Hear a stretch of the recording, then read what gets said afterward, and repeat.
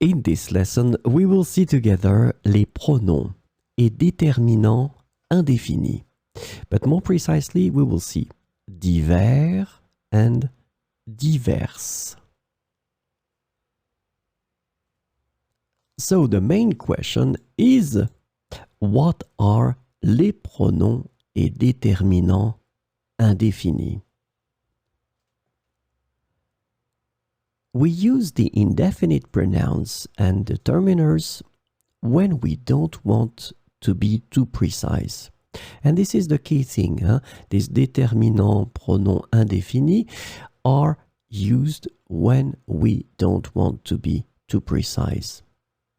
And we would rather give a more general word to speak about a person, a place, or a thing. So it will be possible to use them for a person, a place, or a thing.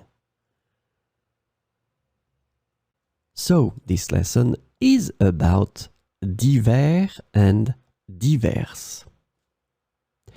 And they mean various, several. So it is used to express the notion of several and express variety. And it is used as a plural adjective. And because it's an adjective in that case, it means that you will have the first masculine form and then the feminine form here. So masculine form is of course the basic form. So divers and then diverses for the feminine. So let's have some examples. Nous avons divers produits à vous proposer. Nous avons divers produits à vous proposer.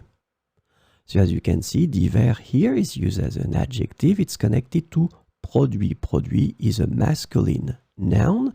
As we saw, it's the plural form. So divers will be masculine plural.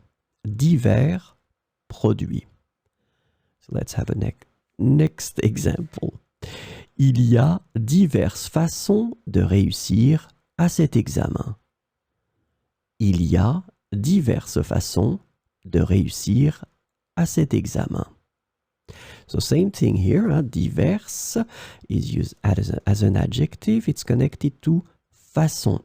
Façon is a feminine noun. So it means that we'll use the feminine form of the adjective divers.